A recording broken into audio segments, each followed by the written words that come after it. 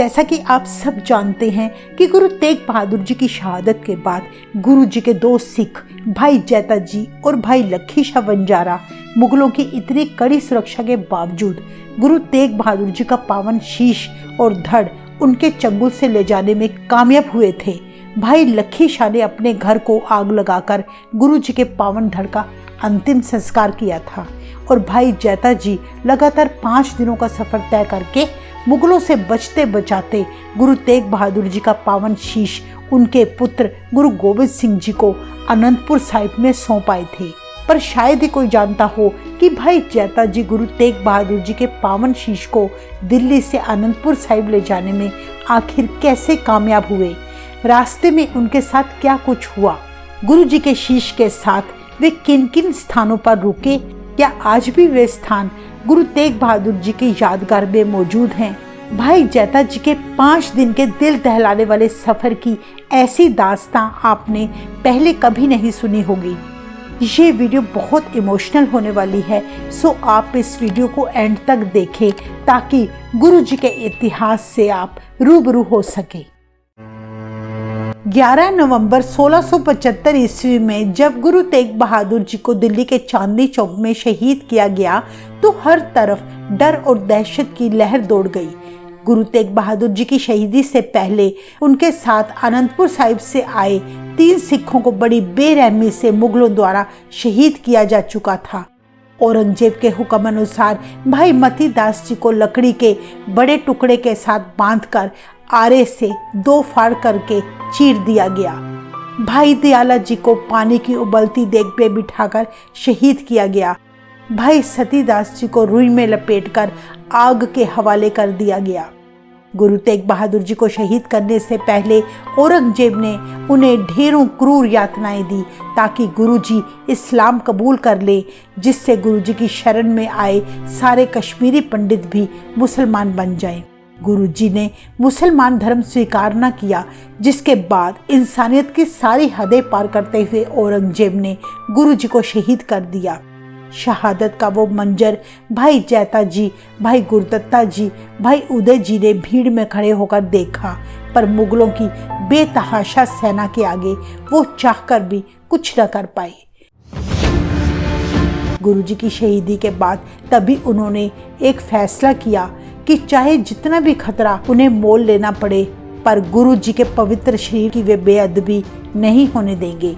उनका ये फैसला उस समय की दुनिया की सबसे बड़ी और शक्तिशाली मुगल हुकूमत को बहुत बड़ी चुनौती थी।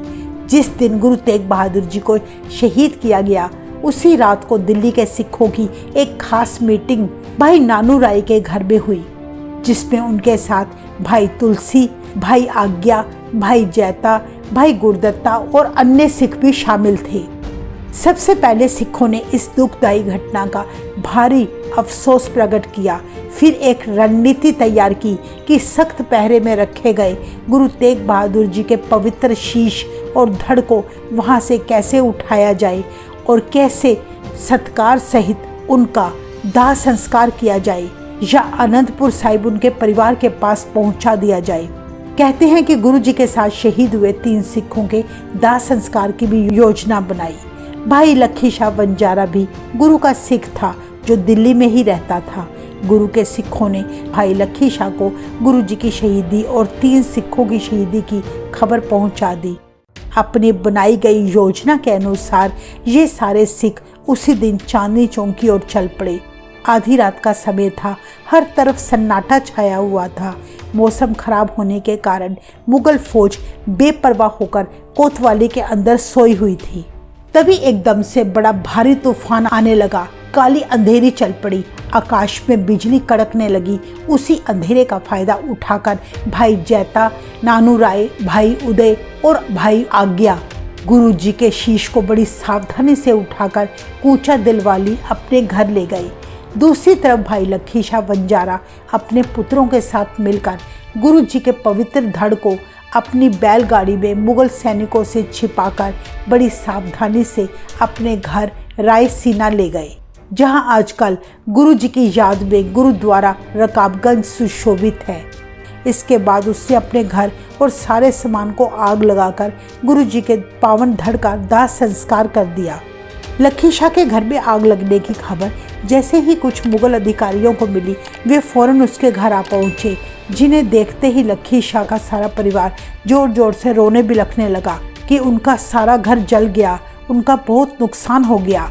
उनका रोना चीखना देखकर मुगल सिपाहियों को लगा कि सच में उनके घर में आग लगी होगी। वे वापस लौट गए। इस तरह भाई लक्ष्मी शाह ने बड़ी समझदारी और सूझबूझ से गुरु जी का संस्कार करने में सफल हो पाए। अब हम आपको बताएंगे कि कैसे भाई जेता जी ने 5 दिन लगातार सफर करके ढेरों मुश्किलों का सामना करते हुए दिल्ली से आनंदपुर साहिब पहुंचकर गुरु तेग बहादुर जी का शीश उनके पुत्र गुरु गोबिंद सिंह जी को सौंपा। 11 नवंबर को भाई जेता जी गुरु तेग बहादुर जी का शीश अपने घर ले आए और 12 नवंबर को वे वेश बदलकर गुरु जी का शीश चादर में लपेटकर दिन निकलने से पहले ही घोड़े पे सवार होकर आनंदपुर के लिए निकल पड़े। उनके साथ 3 और सिख भी थे जो उनसे कुछ दूरी पर चलते रहे ताकि मुगलों को जरा सा भी शक न हो सके। सुबह होने पर मुगल सैनिकों ने गुरु तेग बहादुर जी का शीश और धड़ गायब देखा तो यह खबर आग की तरह फैल गई। जब तक मुगल अधिकारी हरकत में आते तब तक भाई जेता जी दिल्ली की सीमा पार कर चुके थे। गुरु जी के सिखों ने अपनी मीटिंग में पहले से ही प्लानिंग की हुई थी कि भाई जेता मुख्य सड़क के साथ साथ गांव से होते हुए किरतपुर की ओर बढ़ते जाएंगे। भाई उदय, भाई नानू और भाई आज्ञा भाई जेता जी की सुरक्षा के लिए आगे और कुछ पीछे इस तरह चलते रहे जैसे उनमें से कोई किसी को जानता पहचानता ही ना हो। गुरु जी का शीश आनंदपुर ले जाने वाले ये सारे सिख शस्त्रधारी और युद्ध विद्या में पूरी तरह से निपुण थे। गुरु तेग बहादुर जी यात्रा स्थान परंपरा नामक पुस्तक में लिखा है कि भाई जेता जी और उनके सिखों ने सोनीपत, पानीपत, करनाल, त्रावड़ी, अंबाला, बनूड़, नाभा और किरतपुर वाला रास्ता तय किया था। उन्हें आनंदपुर साहिब गुरु गोबिंद सिंह जी के पास पहुंचने में 5 दिन लगे। यात्रा का पहला पड़ाव था त्रावड़ी। त्रावड़ी में रहने वाले गुरु के प्यारे सिख भाई देवाराम के घर भाई जेता जी पहली रात रुके। इतिहास में दर्ज है भाई देवाराम गुरु जी के दर्शनों का अभिलाषी था। गुरु जी शरीर रूप में तो उसके पास ना आ सके, पर गुरु जी का इस तरह शीश देखकर वह श्रद्धालु बड़ा भावुक हुआ। उसने सारी रात गुरु जी के शीश का पहरा दिया। भाई जेता जी के साथ आए 3 सिख उस गांव में सारी रात जागकर पहरा देते रहे ताकि दुश्मन हावी ना हो सके। कहते हैं कि देवाराम के घर जहां गुरु जी का शीश रखा गया था, आगे चलकर उस स्थान पर गुरु जी के सिखों ने शीश स्थान पातशाही नौवीं के नाम से एक गुरुद्वारा स्थापित किया। कहते हैं कि भाई देवाराम के घर में रहते हुए भाई जेता जी सारी रात तब बानी पढ़ते रहे। भाई देवाराम का सारा परिवार रात भर जागता रहा। यह कथा पढ़ते, सुनते, लिखते मन श्रद्धा से गुरु के सिखों के आगे झुक जाता है कि धन्य है ये सिख जो चांदनी चौक से गुरु तेग बहादुर जी के शीश को उठाकर लाए थे, और धन्य है गुरु का वो सिख जिसने शाही फुरमान की जरा से भी परवाह किए बिना गुरु जी के शीश को अपने घर रात भर रखा और पहरा दिया।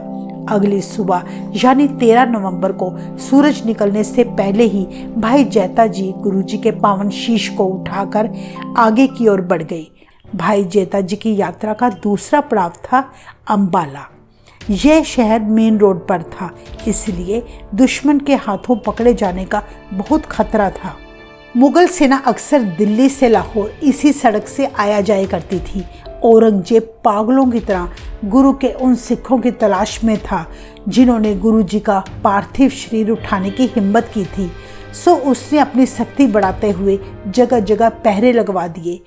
इसलिए भाई जेता जी ने एक गुरु के सिख अंबाला के भाई रामदेवा के घर रात बिताई, जिन्होंने सारी रात गुरु जी के शीश की हिफाजत की। इतिहास में दर्ज है कि भाई रामदेवा जितनी देर जीवित रहा, उसके सारे परिवार ने गुरु तेग बहादुर जी के शीश रखने वाले स्थान पर दिन रात दिया जलाने की सेवा निभाई थी। कुछ साल बाद मुसलमानों ने यह बस्ती नष्ट कर दी।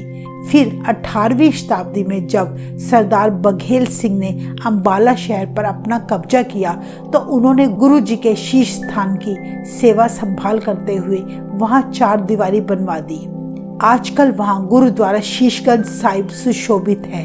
भाई रामदेवा के घर पहुंचने से पहले भाई जेता जी ने एक पेड़ के नीचे गुरु तेग बहादुर जी के शीश को रखकर आराम किया था। आज उसी स्थान पर गुरुद्वारा श्री सतसंगत साहिब सुशोभित है। 14 नवंबर की सुबह भाई जेता जी गुरु के शीश को लेकर नाभा पहुंचे। ये वो स्थान है जहां भाई जेता जी ने एक मुसलमान दरवेश दरगाही शाह की कुटिया में रात बिताई थी, जो कि गुरु घर का श्रद्धालु था। जब भाई जेता जी ने उसे गुरु जी की शहादत की सारी घटना सुनाई तो उसने भाई जेता जी को अपने घर रुकने का आग्रह किया। कहते हैं कि उसने रात भर जागकर पहरा दिया। जहां गुरु जी का शीश रखा गया था तब वहां एक कच्चा थड़ा बना हुआ था। बाद में पटियाला के महाराजा करम सिंह ने थड़े वाली जगह 4 दीवारी बनवा दी। आजकल वहां एक बहुत खूबसूरत गुरुद्वारा शीश स्थान पातशाही नौवीं सुशोभित है। अगले दिन सुबह होने से पहले ही भाई जेता जी किरतपुर के लिए निकल पड़े। जब भाई जेता जी आगे के सफर को निकले तब उनके मन में बड़ा संतोष था कि गुरु जी की मेहर सदका वे अपने लक्ष्य की ओर निरंतर पहुंच रहे थे। चाहे उनके मन में इस बात की संतुष्टि थी कि वो महफूज तरीके से अपनी मंजिल की ओर बढ़ रहे हैं, पर उनका हृदय अंदर से बड़ा छलनी था। ये सोचने वाली बात है कि उस गुरु के प्यारे सिख की मन की हालत उन 5 दिनों में कैसी रही होगी।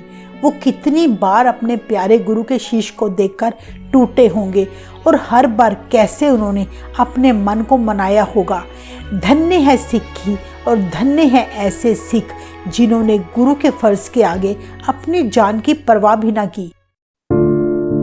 इतिहास में दर्ज है कि गुरु तेग बहादुर जी का पावन शीश आने की खबर पहले ही आनंदपुर साहिब पहुंच चुकी थी कि भाई जेता जी किरतपुर पहुंच रहे हैं। इसलिए उस समय गुरु तेग बहादुर जी का सारा परिवार गुरु गोबिंद सिंह जी, माता नानकी जी, माता गुजरी जी गुरु जी के पावन शीश का स्वागत करने आनंदपुर साहिब से किरतपुर पहुंच गए। जैसे ही भाई जेता जी शीश लेकर किरतपुर पहुंचे वह समा बड़ा भावुक था।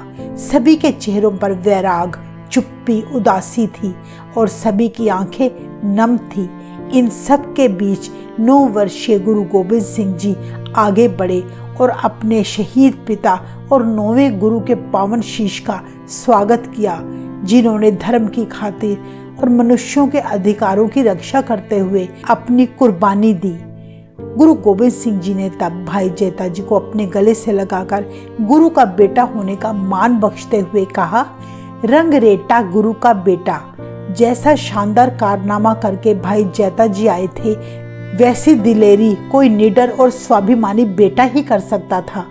किरतपुर पहुंचने पर गुरु जी का शीश जिस स्थान पर रखा गया वहां आजकल गुरुद्वारा बीबानगढ़ और दमदमा साहिब स्थित है।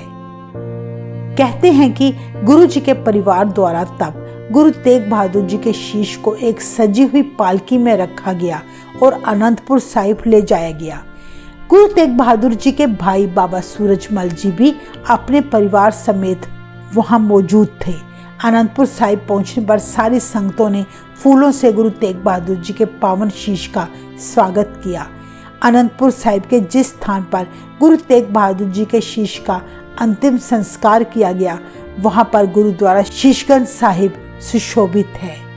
इस तरह भाई जेता जी 12 नवंबर दिल्ली से चलकर 16 नवंबर 1675 में आनंदपुर साहिब पहुंचकर सफर पूरा किया। इस तरह भाई जेता जी ने गुरु के सिख का फर्ज अदा किया। दूसरी तरफ भाई लखी शाह बंजारा, जिसने गुरु तेग बहादुर जी के धड़ का संस्कार करते हुए अपना घर जला दिया था, यह बात शायद ही कोई जानता हो कि भाई लखी शाह गुरु गोबिंद सिंह जी के पास गुरु तेग बहादुर जी की अस्थियां लेकर आनंदपुर साहिब आए थे। भाई लखी शाह ने तब गुरु गोबिंद सिंह जी को चांदनी चौक में हुई गुरु तेग बहादुर जी की शहीदी की सारी घटना सुनाई और ये भी बताया कि उन्होंने कैसे अपने घर को आग लगाकर गुरु तेग बहादुर जी की देह का संस्कार किया था। गुरु गोबिंद सिंह जी ने भाई लखी शाह के मुख से ऐसी बातें सुनकर उन्हें अपनी दाईं बाजू से पकड़कर अपने सिंहासन पर बिठा दिया और भाई लखी शाह को अपने गले से लगाकर कहा, सिक्खी धन्य है, सिक्खी धन्य है। हम आपको बताना चाहेंगे कि गुरु जी की शहादत से पहले जो 3 सिख भाई सतीदास, भाई मतीदास और भाई दयाला जी शहीद हुए थे, उनके पार्थिव शरीर मुगलों ने फेंकवा दिए थे। इतिहास में दर्ज है कि गुरु जी के सिखों ने जहां गुरु जी का पावन धड़ और शीश उठाया, वही इन 3 सिखों के पार्थिव शरीर भी उठवाकर उनका दाह संस्कार करके इस तरह अपने फर्ज की कभी ना भूलने वाली मिसाल पेश की। तो ये थी पूरी दास्तां भाई जेता जी द्वारा गुरु तेग बहादुर जी के शीश को दिल्ली से आनंदपुर साहिब ले जाने की। जहां जहां भाई जेता जी ने गुरु जी के शीश को रखकर आराम किया था, वहां वहां गुरु तेग बहादुर जी के आजकल बहुत सुंदर गुरुद्वारे सुशोभित हैं। अगर हम अपने आप को गुरु जी के सिख कहलाते हैं तो हमारा ये फर्ज है कि हम गुरु जी के उन सभी स्थानों पर जाकर नतमस्तक हों, अपने साथ अपने बच्चों को भी ले जाकर इतिहास से रूबरू करवाएं। इन सभी गुरुद्वारों के एड्रेस हमने डिस्क्रिप्शन और कमेंट बॉक्स में डाल दिए हैं। सो आप हमारे चैनल के साथ जुड़े रहें, क्योंकि आने वाले कुछ दिनों में हम आपको वीडियो के जरिए बताएंगे कि जब गुरु तेग बहादुर जी को चांदनी चौक की जेल में कैद किया गया था, तो उनके साथ मुगलों ने कैसे इंसानियत की सारी हदें पार करते हुए उन पर जुल्म ढाए। उन पलों की एक एक घटना को आपके साथ साझा करेंगे। सो कृपया हमारे चैनल को सब्सक्राइब करें ताकि सिख इतिहास से जुड़ी ऐसी वीडियोस हम आप तक पहुंचाते रहें। वाहिगुरु जी का खालसा, वाहिगुरु जी की फतेह।